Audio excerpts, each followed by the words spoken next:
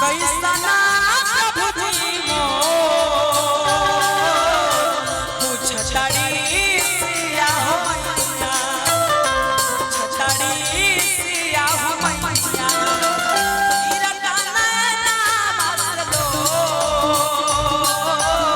जब हनुमान जी महाराज लंका नगरी में गई नी माता जानकी जी के समक्ष लंका नगरी में जहाँ माई के स्थान बा वही अशोक के वृक्ष पे बैठल बानी माई के दुख देखत तनी सुनत तनी जब रहल ला गई तब माई के अचरा में अंगूठी गिरौनी मैया अंगूठी के निहारत तरी कि प्रभु के निशान यहाँ आई ताइल कैसे माता पूछली रावण के चाल तो नहीं खे या भगवान के केहू दूत आइल बा। हनुमान जी महाराज वृक्ष से उतर के माई के चरण में झुक के बार बार प्रणाम कईनी। माता सीता जी को देखले ना रही कहली कि हे बबुआ अपन परिचय बतावो तू के हौवा। हनुमान जी महाराज अपन परिचय बताओ तनी कहनी कि माँ हम प्रभु श्री राम के दूत हैं।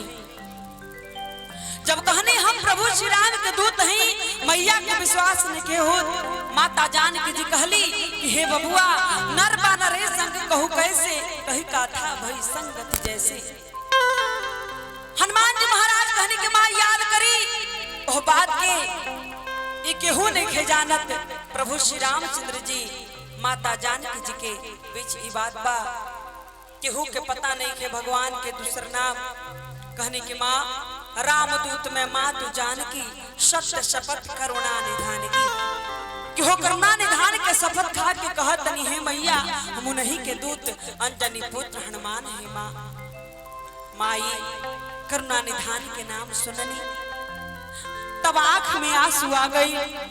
रो रो कर पूछे लगली कहली कि हे बबुआ ये बतावो कि बबुआ लखन जी कैसन बनी प्रभु श्री रामचंद्र जी कैसन बनी। पूछा तरी कैसे हरे राम राम राम हरे हरे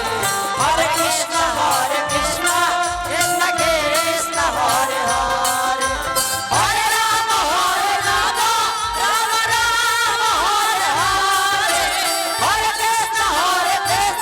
कृष्ण कृष्ण हरे हरे हरे राम हरे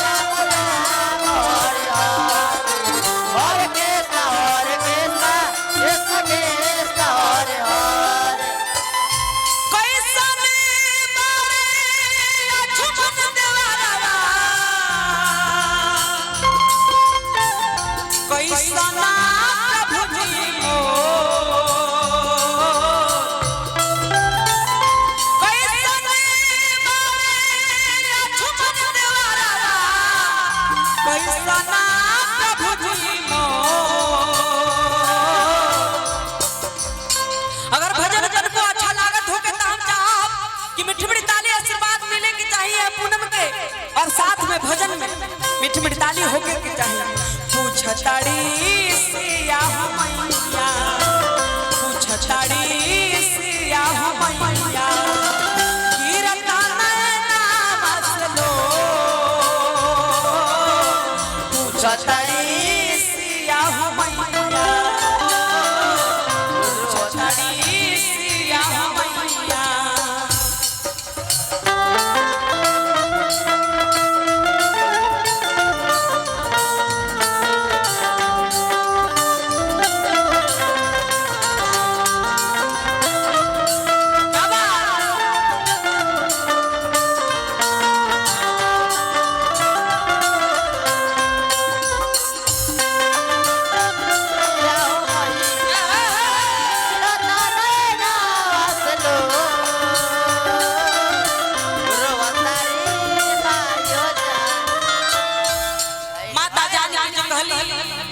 कि हे हनुमान आप कितना कष्ट सही लंका नगरी में कितना दुख सही केतना ले सही हम विपत्तिया विपत्तिया